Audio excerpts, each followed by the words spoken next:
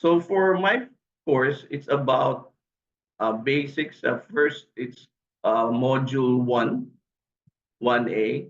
And the first items that we need to understand in order to proceed with the course is how do we do basic networking, right? How do we connect the computers and all our LAN switches in the environment that we normally work with? And there will be also some discussion about cloud computing.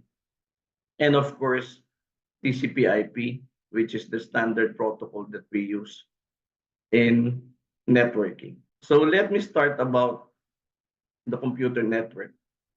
So anything that is, a group of devices connected physically or interconnected to in the purpose of sharing resources, it is known as a computer network. So the nodes of a computer network may include personal computers, servers, other hardwares, and special general purpose hosts.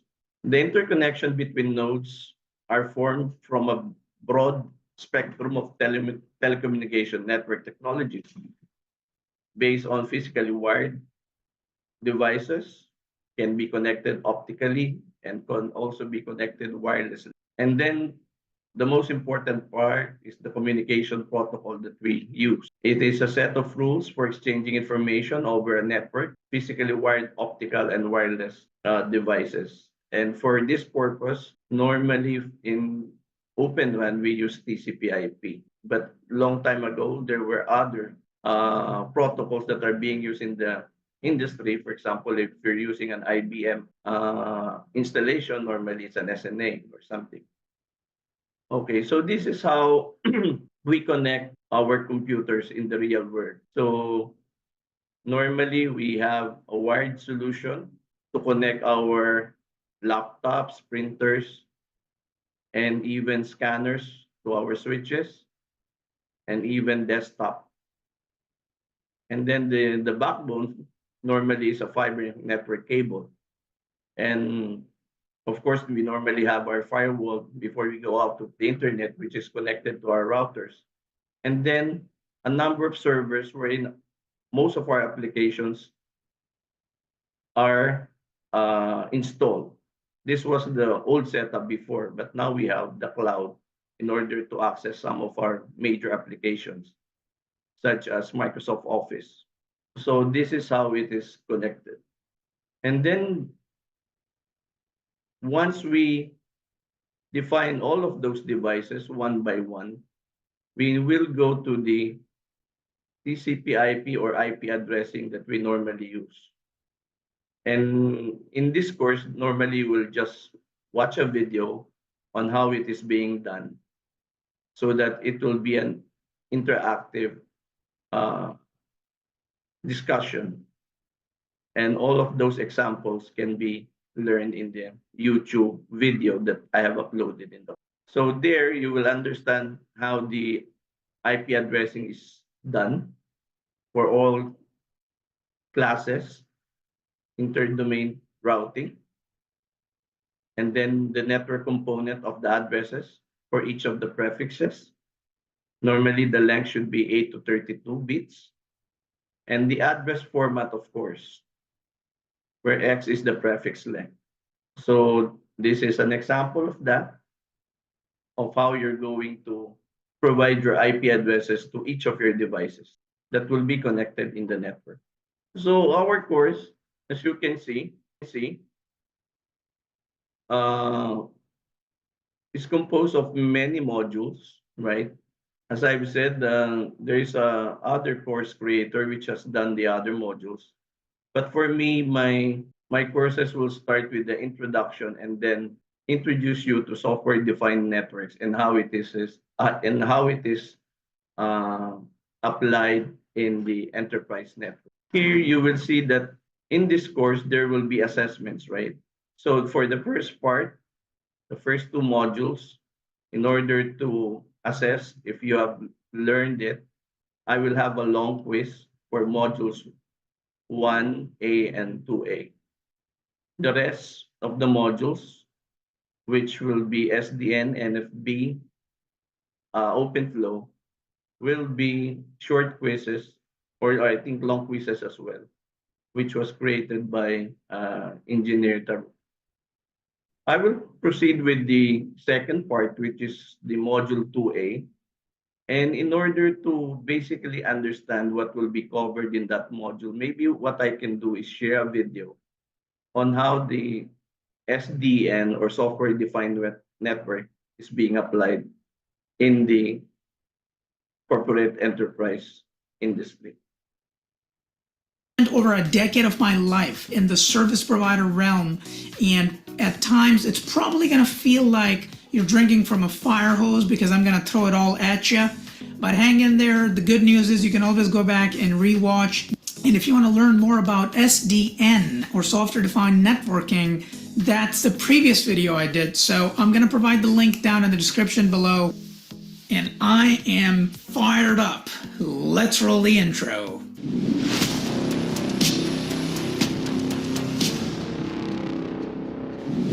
Let's jump right into it. What is SD-WAN? SD-WAN stands for Software Defined Wide Area Network. What it does is it decouples hardware from software, and it creates a virtual network overlay. And essentially, it separates the control plane from the data plane. If you want to learn more about the separation of the control plane from the data plane, I highly recommend that you watch my previous video on software-defined networking, or SDN. I'll also provide a link down in the description below. What SD-WAN also gives us is a combination of different technologies that have existed for a very long time, but now we have the ability to kind of bring them together in a very clever way to create this next generation wide area network. So things like encrypted tunnels, IPsec and GRE, I mean, they've been around a long time, nothing earth-shattering there, right? They have existed for almost 2 decades. Routing protocols like OSPF and BGP, they've been around a long time as well.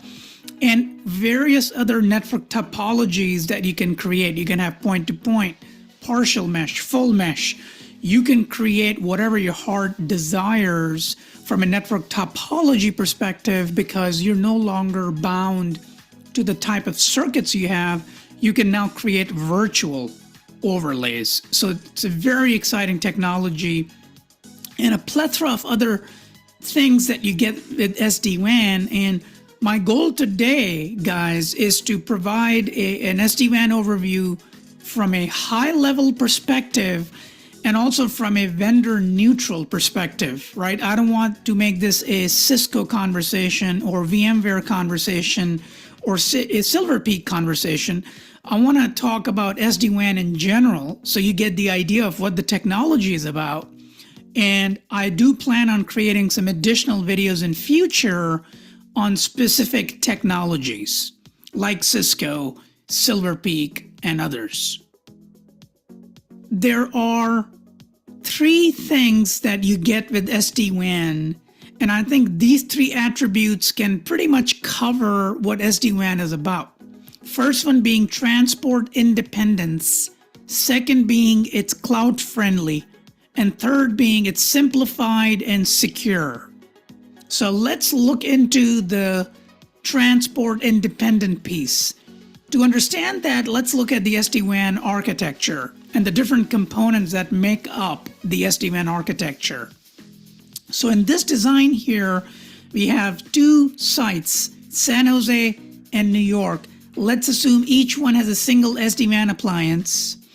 And what we call this SD-WAN appliance in general terms is SD-WAN Edge. These SD-WAN appliances, or these edge devices, end up communicating with the SD-WAN orchestrator or the SD-WAN controller. This is the brains of the entire solution. Controller is like the eye in the sky that manages the entire network. It monitors the entire network. It's responsible for even looking at traffic flows and then figuring out which path each appliance should take in case of congestion, things of that nature. And another element that I want to make clear is you can have either a cloud-hosted controller or you can have an on-premise controller located within your data center. Now, your mileage may vary. Not every single vendor has both options available. Most of them have cloud-only option available, but you do have that ability to pick the right vendor. The final component in the SD-WAN architecture that is important to understand is the SD-WAN customer portal.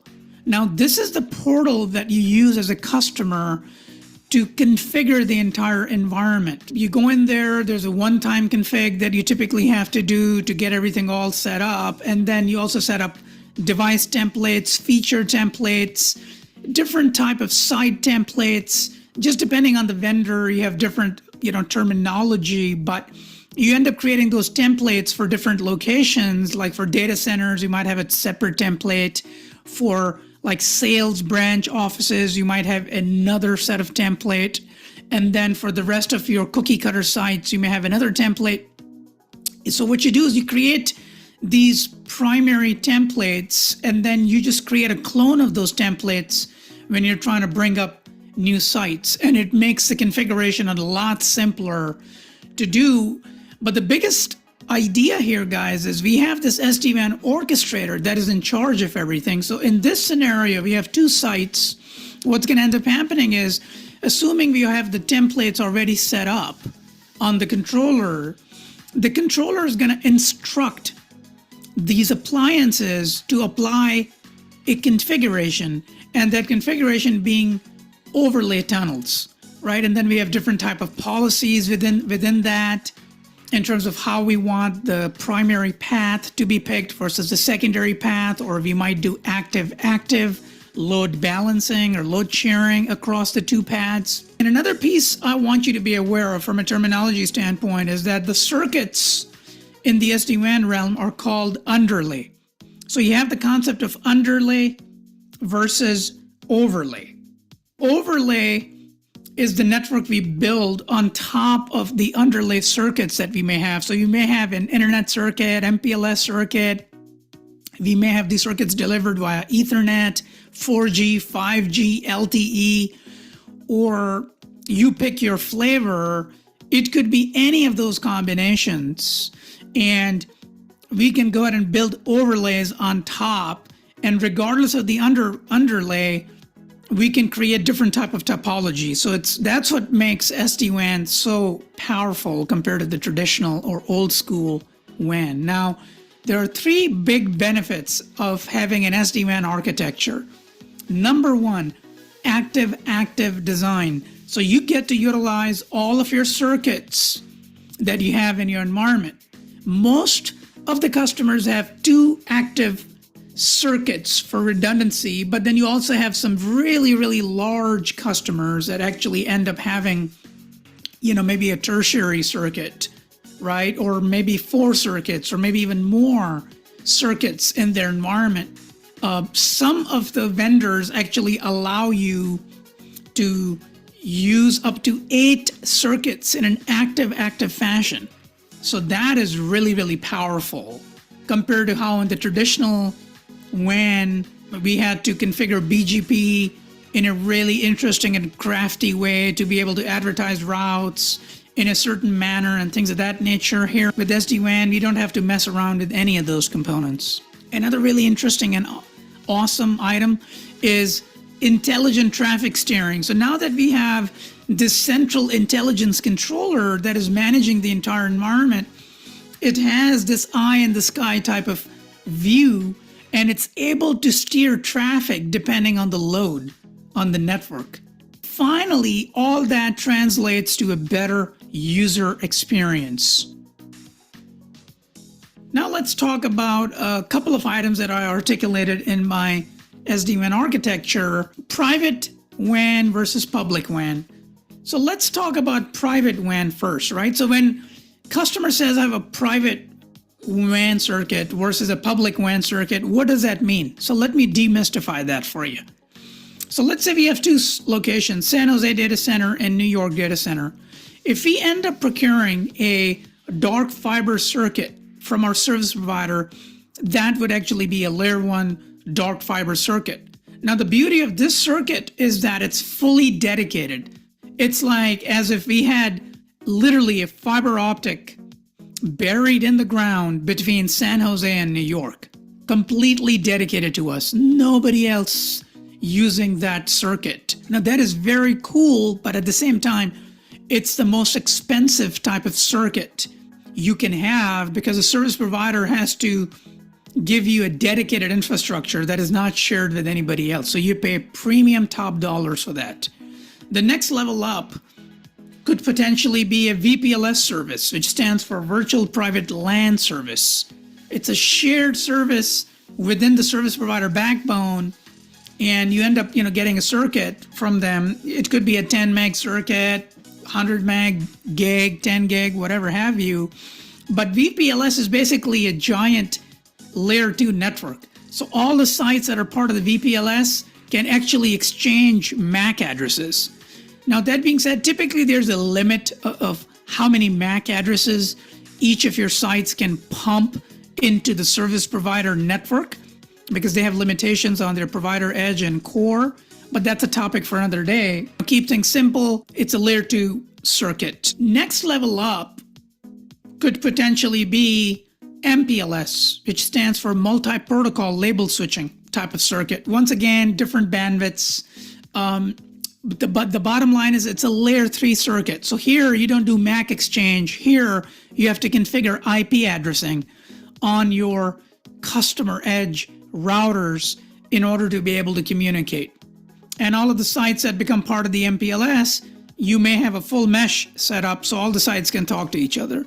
But it doesn't have to be a full mesh. You can ask your service provider to set it up any way you want. Some people have partial mesh, some people have hub and spoke, whatever have you.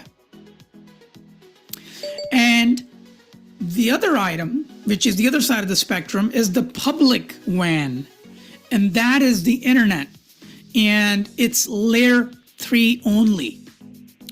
When you go to your service provider and you go, I want a public WAN circuit, they can only sell it to you as a layer 3 circuit. And there are 2 categories within public WAN. One is DIA. It stands for Dedicated Internet Access. It's the most expensive type of internet circuit you can get, but cheaper than MPLS or VPLS or the dark fiber, of course. Here, the infrastructure within the service provider network is shared. However, what's nice about the DIA circuit is that it offers business class SLA.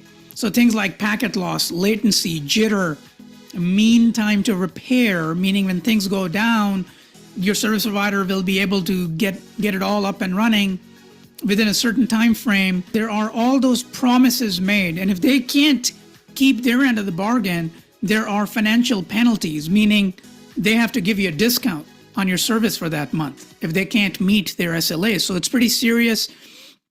Typically for my customers that have a really big operation, I recommend that they actually have DIA circuits at their key locations. DIA circuits are expensive, but at the same time, what I like the most about them is that they're symmetrical in nature, right? So if you get a 10 gig DIA, that's 10 gig up and 10 gig down.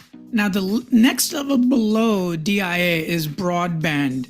And broadband comes in different flavors. You got your DSL or cable or 4G, 5G type of connectivity. It's one step below DIA. Even if you end up buying quote unquote business class broadband, it's not much different than getting a broadband for your home. With broadband, you get best effort SLA.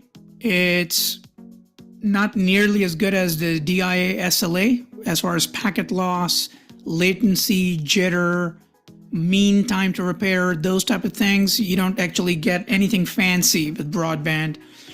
The big plus is it's low cost. It's very cheap to buy broadband circuits.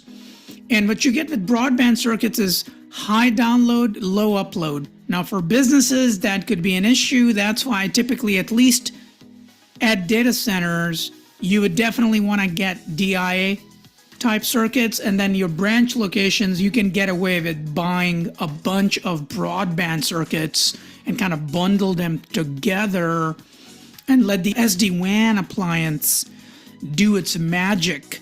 And that's the beauty of it. Now let's look at the cloud-friendly nature of SD-WAN. To explain that, let's look at the traditional or legacy WAN architecture first. So the existing WAN architecture for most of the companies that haven't upgraded to SD-WAN yet, you've got users located at a branch, and that branch has an MPLS circuit that takes you to the data center, and then the data center has a centralized internet access for your entire business.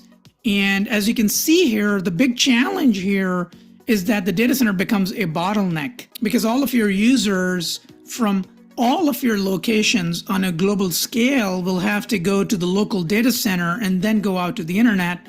It just kind of chokes that data center. Plus, typically you would have an MPLS circuit that would take you to the data center. So now you're clogging expensive MPLS bandwidth. It's a pure waste of money. However, if you were to take a step back and look at the connectivity needs of today, you have users at a branch that would need access to maybe an application that you designed in-house that sits in your data center. You might have other applications that are sitting in multi-cloud like AWS or Microsoft Azure. You may have some SaaS applications like SFDC or Salesforce.com and ServiceNow or Office 365. And you also need to be able to Google stuff, right? So you need access to internet. So the new WAN architecture dictates that we have a better way of doing business, and SD-WAN kind of lends itself to this modern WAN architecture. And it's simplified and secure.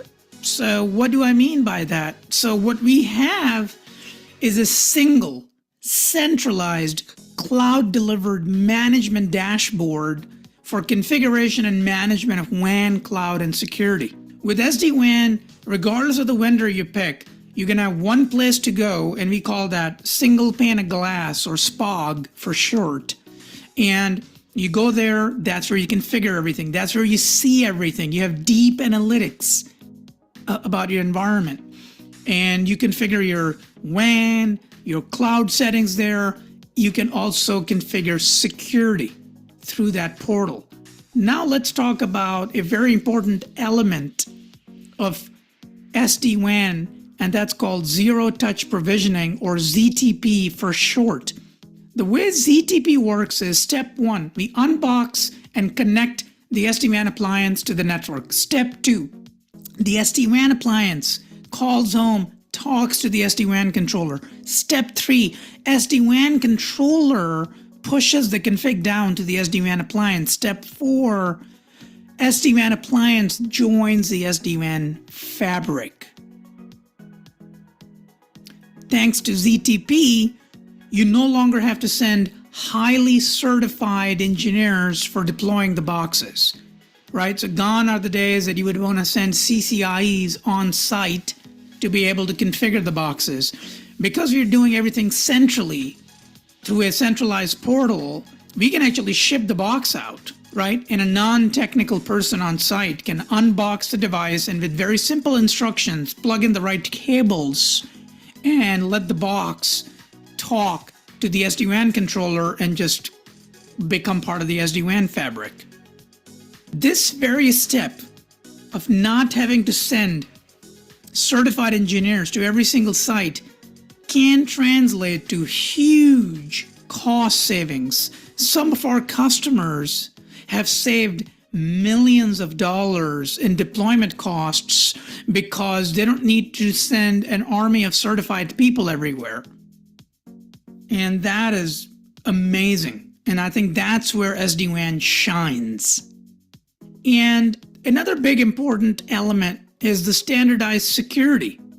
So what you get with SD-WAN is you can have what's called a local internet breakout, meaning each site has the ability to be able to access the internet directly without having to backhaul to a data center and then going out to the internet. So for example, here, if you look at the New York SD-WAN appliance, because it's got a DIA circuit, it can go directly out to the internet. And through the SD-WAN controller, we can push the security config down to the SD-WAN appliance in New York, so it has the right policy in place, right? It has the threat defense mechanism, next generation firewall, along with IDS and IPS and malware protection and all those things. Or we might have a scenario where we still want to use a centralized security model through service chaining.